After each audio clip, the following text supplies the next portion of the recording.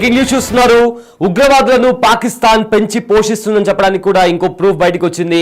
అయితే రీసెంట్ గా పాకిస్తాన్ లో బహిరంగంగా కూడా ఉగ్రవాదులు తమ సభను నిర్వహించారు. అయితే మోస్ట్ వాంటెడ్ టెర్రరిస్ట్ అయిన హఫీజ్ సయీద్ కు మద్దతిస్తూ చాలా మంది కూడా రోడ్డు పైన ర్యాలీ చేశారు. ఇందులో ఏకంగా చిన్న పిల్లలను కూడా ఆ ర్యాలీలో భాగంగా కూడా అక్కడ చిన్న పిల్లలు వచ్చారు. అండ్ పోలీసులు కూడా వాళ్లకు సెక్యూరిటీ ఇచ్చినటువంటి పరిస్థితి కనిపించింది. అయితే బిగ్ టీవీ స్క్రీన్ పైన కూడా మీరు ఒక విజువల్ చూస్తున్నారు.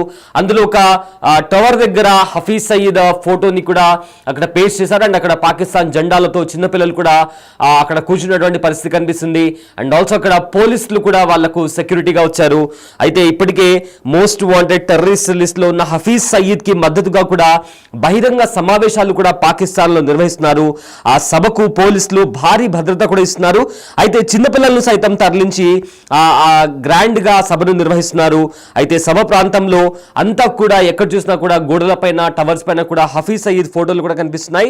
అయితే భారత్ పై దాడులకు ఉసిగొల్పే ప్రసంగాలు అంటే హేట్ స్పీచ్ కావచ్చు, లేదా జనాలను మతం పేరిట యువకులను జనాలను చిన్నపిల్లలను ఉసిగొల్పే విధంగా కూడా వాళ్ళు చేసే వ్యాఖ్యలు కావచ్చు, ప్రసంగాలు కావచ్చు ఉంటున్నాయి. రీసెంట్ గా కూడా హఫీజ్ సయీద్ చేసిన వ్యాఖ్యలు కూడా ఏవైతే ఉన్నాయో, మీరు ఒకవేళ నీళ్ళు ఆపేస్తే మేము మీ శ్వాసను ఆపేస్తామని కూడా హఫీజ్ సయీద్ చెప్పడం జరిగింది. సో ఆ రకంగా కూడా జనాలను రెచ్చగొట్టే విధంగా, ఉసుగొల్పే విధంగా కూడా వాళ్ళ ప్రసంగాలు ఉంటున్నాయి. అయితే స్క్రీన్ పైన మీరు చూస్తున్నారు, బిగ్ టీవీ స్క్రీన్ పైన పోలీసులు కూడా అక్కడికి వచ్చి అక్కడ ఆ సభకు అటెండ్ అయిన వాళ్లకు సెక్యూరిటీ ఇస్తున్నారు. దానికి సంబంధించిన విజువల్స్ కూడా మనం బిగ్ టీవీ స్క్రీన్ పైన చూస్తున్నాము. చిన్నపిల్లలను కూడా అక్కడికి తరలించిన వైనం కనిపిస్తుంది. అయితే హఫీజ్ సయీద్ కు సపోర్ట్గా బహిరంగ కూడా సభలు నిర్వహిస్తున్నారు పాకిస్తాన్లో. ప్రజెంట్ దానికి సంబంధించిన విజువల్స్ మనం చూస్తున్నాము.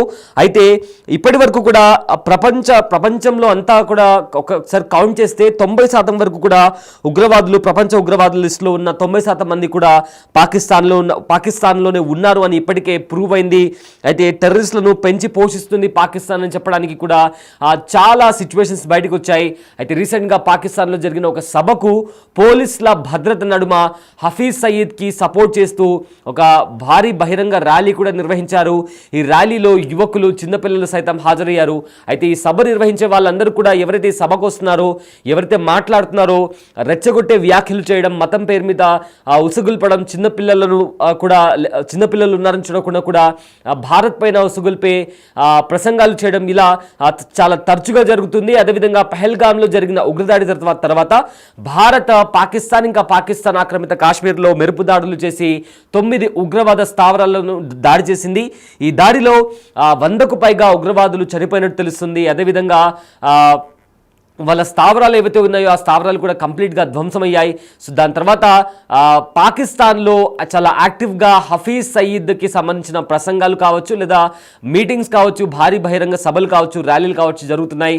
ఈ ర్యాలీకి మిలిటరీ సపోర్ట్ దొరుకుతుంది, ఆర్మీ సపోర్ట్ దొరుకుతుంది. అండ్ ఆల్సో పోలీసులు సైతం అక్కడికి వచ్చి అక్కడ వాలంటీర్గా వాళ్ళు నిలబడి వాళ్ళను అక్కడ భారీ భద్రత నడుమ ఆ సభలు నిర్వహిస్తున్నారు.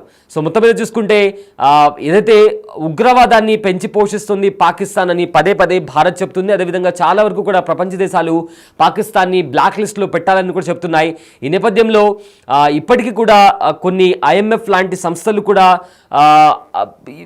వాళ్ళను ఫండ్స్ ఇస్తుంది. ఆ ఫండ్స్ వాళ్ళు పాకిస్తాన్కి డెవలప్మెంట్ కోసం కాకుండా ఉగ్రవాదాన్ని పెంచి పోషించడానికి పాకిస్తాన్ వాడుతుంది అని చెప్పడానికి కూడా పహల్గామ్ లాంటి దాడి ఒక క్రిస్టల్ క్లియర్ ఎగ్జాంపుల్. ఎందుకంటే భారత్లో చొరబడి భారత్లో ఉన్న అమాయకులను పొట్టన పెట్టుకుని ఉగ్రవాదాన్ని పాకిస్తాన్ పెంచి పోషిస్తుందని చెప్పడానికి కూడా చాలా ప్రూఫ్ ఇప్పటికీ బయటకు వచ్చాయి. అండ్ ఆల్సో NIA ఇచ్చిన రిపోర్ట్ ప్రకారం పహల్గామ్ ఉగ్రదాడికి పాకిస్తానీ ఇంటెలిజెన్స్ ఏజెన్సీ అయిన ISIతో పాటు పాకిస్తానీ ఆర్మీ, అదేవిధంగా లష్కర్ తోయిబా అయిన ఉగ్రవాద సంస్థ, ఈ ముగ్గురు కలిసి ఈ కుట్ర వెనుక ఉన్నారు.